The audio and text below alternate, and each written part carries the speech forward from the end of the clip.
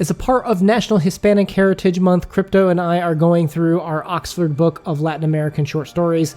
Today we have one of the most important Latin stories of all time, and that is Julio Ramon Ribeyro's The Featherless Buzzards. Caw! Welcome to the CodeX Cantina, where I am Una. And I am Crypto. The Feathered Buzzard? If you are new to our channel, please consider hitting that subscribe button as we go through literature discussions, bringing out some of the hidden meanings and interpretations behind these works. And as always, we start off with publication information, and this was written in 1955 by Julio Ramon Ribeyro, and our version is translated by Diana Douglas. Now, for Julio, he was definitely a man of the 50s when it comes to his techniques. He was considered one of the best Latin American short storytellers. His characters were very simple and often met a very tragic end. We could describe Julio as an author from, say, a fallen middle class, and he liked to represent that person in his stories. And we'll see that with the themes today, with class divide and resourcing, child labor, poverty, and refuse. So for plot, what we do typically is we're going to go through a quick plot recap to make sure we're on the same page of what happened, and then we're going to go into our discussion and analysis, bringing out some of the interpretations of the story. So early in the twilight before morning, the featherless buzzards come out to sift through the trash. Don Santos, a crotchety old man who runs a farm, sends his grandchildren, Efrain and Enrique, out to scour the garbage for consumable food and useful items. The grandfather is raising his pig, Pascualito, and is attempting to fatten the pig to sell it for a higher price. The children head to an upper-class part of town to peruse the trash for leftover food. And they must work quickly as maids will shoo them away and garbage trucks will ruin their workday. The winter is harsh one year, and grandfather sends the children to head out further towards the sea. And Efrain, while out there, steps on a shard of glass and becomes injured and is unable to continue scavenging. Grandfather meets with a butcher, and his eyes are filled with greed with the potential of the sale. He tries to push his grandsons harder with little regard to their health or concern. Enrique soon picks up a dog, Pedro, and has him stay with his brother while he's gone working for the day while his brother stays home and nurses his injury. And soon, Enrique becomes sick, and the grandfather's unable to go out, and they suffer with 3 days of laying in bed. Eventually, due to desperation, grandfather forces Enrique out to go look for food, and upon returning, Enrique learns that Pedro has bitten grandfather while he was gone and was fed to the pig for food. In a scramble of anger, Enrique and grandfather fight, and grandfather falls over into the pen. The boys walk away, hearing the pigs make a noise. I love this story. It's so simple, but I think that there is so much meat on the bones. See what I did there? All right, let's start with the names of the people in the story that may not be clear for some people, particularly our English speakers, but maybe it's more clear for those from Spanish descent. Efrain is the Spanish form of the Hebrew masculine of Ephraim, or Ephraim, depending on, I've heard it pronounced a million different ways. I'll put the spelling of it up on the screen. But it means fruitful. And in Genesis 41:52, it says, the name of the second Joseph called him Ephraim, for God has made me fruitful in the land of my affliction, which is interesting because this is one of the characters that is going out and actually working hard. Enrique is the brother that comes into his own, and he has the coming of age moment and has to grow up faster than what a normal child probably would. And he leads his brother out to the promised land. And then we hold Don Santos, with Santos meaning saint, which is ironic in its usage, obviously, as this man is not a saint, and we assume it's probably the surname of the boys, but it's never clarified. And finally, we have Pascual the pig, and this is derived from the word relating to Easter. And in some forms of Hebrew, the tradition is given to the firstborn male child, which is kind of ironic, showing how Santos always preferred the pig over his grandsons. It's kind of his firstborn child in the story. Ouch. All right, so let's start with, let's talk about division. So the story starts out with divide right in the beginning with twilight. We always talk about how twilight is not a state. Twilight is always defined as in between states, between morning and between evening. It is not a third state. So we have the story taking place between states. People walking about the city at this hour seem to be made of another substance, to belong to a ghostly order of life. And the way he describes the night shift and the morning shift coming on, it's quite brilliant. It's beautiful. It really is. And I think that there's a lot there to represent what the people are right off the bat. Well, and a divide also starts to introduce the concept of a hierarchy in the story. We have a lot of people feeding off the scraps of a different class or different level above them. Even the dogs have acquired certain habits and schedules, wisely coached by poverty. So clearly this is going to be a story where we're going to be coached by poverty into that scrap-based model, right? Yeah, and even inside the family, you see this hierarchy as well, where there's grandfather and then Pasquale and then the two grandsons below them. The grandfather has no regard for his grandson's health and well-being whatsoever. All he cares about is that pig. He feeds off of the grandkids, right? The pig feeds off of what the grandkids bring back. The kids go to the upper class part of town to feed the leftovers of refuse for them. And it's kind of the one man's trash is another man's treasure trope. It reminds me of that Netflix movie that recently came out where each level passes down their leftover food to the level below them. We get that visual in the story of things coming kind of downhill. Yeah, the platform where there is enough for everybody, but it's not divided up evenly. There is a hierarchy of division of wealth. Which leads to the eventual irony of the pig feeding upon the grandfather at the end, right? Oh, I love it. That's the best part of the story, right? And it's implied, too, because he leaves it open-ended. I mean, you hear sounds, but it's so good. So good. All right, so let's start talking about one of the major themes of this, which I would say is child labor, which is a big deal in Peru. For those of you that didn't know, my wife and I, we honeymooned in Peru, spent about 2 weeks there. We spent another 2 weeks in Nicaragua, spent 2 weeks in Guatemala.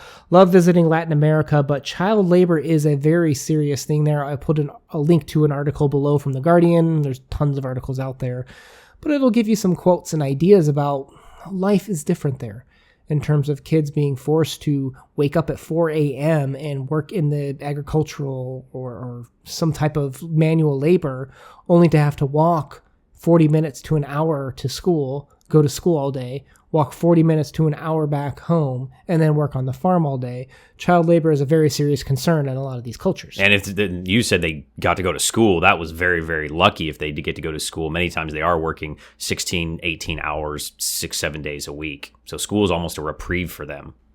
Well, and sometimes they don't even get to go to school because they're pulled out to work, right? To your point, that school is a privilege there.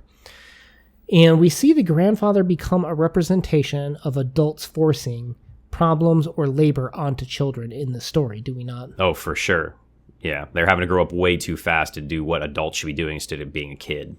Well, we see when we talk about having to walk 40 minutes or an hour to school, we start to see that here when times get rough. Again, the same thing that we talked about with this article. When winter comes, all of a sudden these kids have to walk further out to sea. They got to head to the dumpster to start doing the hard labor and work in order to feed the family. Yeah, exactly. So they're having to double down. Well, and the children have no say in this situation. They're literally powerless at the hands of their adults because adults tell them what to do. They don't have a choice in the matter. Yeah, nobody's looking out for them. The grandfather is using them like a tool, and he doesn't care about them. He doesn't love about them. And you can see this in his eyes, and how he treats them, how he talks to them. And all he cares about the potential sale of is his pig. When he calls the boys trash to throw away, right? And trash is obviously a big theme of this story too. Yeah, and even when Efrain gets sick, he's like, suck it up and go work. You need to keep working. So the first time the boys stand up to the grandfather is the dog, right? And the grandfather wants to get rid of the dog immediately because it's another mouth to feed. He can't deal with that utility.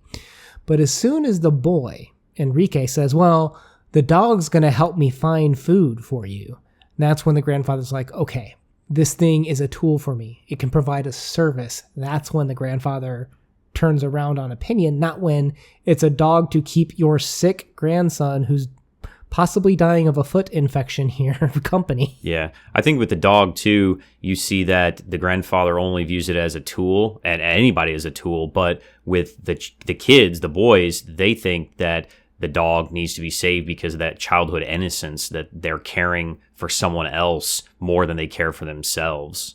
Would you say that the relationship with the dog is showing in this story true compassion and connection, almost kind of like how the brothers have a brotherly love that they never experience with the grandfather or anyone else in this story? Yeah, for sure. Or it's showing the inhumanity of the grandfather. Who doesn't love dogs, right? Now, along the way, each of them kind of becomes injured, and typically an injury means something very specific in literature and what the melodies say about the people, right? Ephraim, the fruitful, gets a glass shard in his foot and literally is walking on bird feces at the landfill. And the grandfather doesn't have a leg. Well, and then grandfather says, well, you can just wash that away. You can just wash away the problems. But you can't really wash away the problems in the situation, can you, right? You can't just make the child not go to work, because the issue is grandfather is forcing the child labor on these kids. The real issue is the grandfather, and you can't just wash away those sins. Yeah, and this is something that you can't ignore, right? That there's an injury, you should be taking care of it, and he's not taking care of it. He's not taking care of he's taking care of the symptoms, not the actual infection, right? Yeah. Now, Enrique has a cough, which I think the idea is that he's being suffocated by his responsibilities, his loss of childhood. He's literally suffocating as a child, and that's what his cough is kind of meant to represent here. And then last, as we kind of mentioned before, the grandfather has his wooden leg. And what's up with a wooden leg? Well, I think what the wooden leg is meant to, like you said, directly compare with Enrique, because it's artificial. Right? Everything with this grandfather is artificial and a tool. This foot is a tool for him to move somewhere, but it's artificial in the same way his relationships are with other people. And what happens when his leg finally breaks, that artificial relationship falls apart with his grandsons, and they indirectly kill him. Right. Without the real leg there, his artificial leg broken, his relationship with his grandsons, if you want to call it that, is broken. And that's what kind of leads him to his demise, which is kind of exciting as the two brothers become one to run off into the night, right? And he's only got one leg and not another to stand on. You love that joke. It's pretty cool, kind of symbolic at the end there, though. I love it. The two brothers kind of becoming one. It's great. It's beautiful. Now, I do want to call out, I didn't want to talk too much about it just because I didn't think it was that unique in the story, but there is tons of religious symbology, right? He was sick for 3 days in terms of the rebirth, and that's when the boys kind of go off on their own finally. You've got three main characters, Father, Son, Holy Spirit. There's clearly a comparison there. And then obviously we went through the names from the Bible, like Ephraim is obviously a biblical name, along with the other fruitfulness discussions and the idea of these kids having to produce for the family while others feed off of them in the same way that the kids are feeding off of the rich part of town in a sense too. There's clearly a one man's trash is another man's treasure commentary here. For sure. So would you put the grandfather as the father, the son, the grandsons as the sons, and the pig as the Holy Spirit? Pascualito! Love bacon. All right, let's move into our wrap-up and ratings here. This was a very good story, obviously one of the most popular stories in Latin America for good reason, because it is so entertaining. Crypto, what are you going to rate? I think that for an analytical standpoint, I think it's a pretty simple story. I think that it talks about the class divide, everything we discussed. There's not a lot there. There is, but there isn't. It's very straightforward. I think this is, high school level stuff. So maybe a solid 7 there. But for enjoyment, oh man, I loved this story. I got to give it a 9.5. So we're evening out to maybe like an 8.5-ish around there somewhere. Bam. I mean, you got to read this one. It's so good. It's a little graphic, but man, it's good. And we didn't even talk about the title of it, the Featherless Buzzards. We didn't even go into that as well. That's a cool play on words, because I didn't get it at first until I got in there. I'm like, oh, he's talking about the boys. And I was like, man, this guy's good. He's got me already. I'm sold. Right, because everybody's feeding on something in the story, right? Yeah, but they ain't got no feathers because they're human. I think I feel the same way as you, where this almost gives me, not because of the religious side of by any means, but because it's so simplistic. It reminds me a little bit of Tolstoy's writing. And I've read some of his other stories, and they have a very similar feel. They're very entertaining, very simple, very easy to get the point of, but there's still a lot there. I think I will go with the exact same analytical rating of a 7. I think you said 7, right? Yeah, 7. And then I think for my enjoyment, I'm going to go with like a 9, maybe just half a point lower than you. I do really enjoy this story as well. So that'll average out to an 8. Yeah, so we're the same there, as usual. Well, all right, guys. Hopefully you had some fun with this story and this discussion today. If you're looking forward to more Latin American short stories, please consider hitting that subscribe button to join us on the journey through this month. Una out. Peace.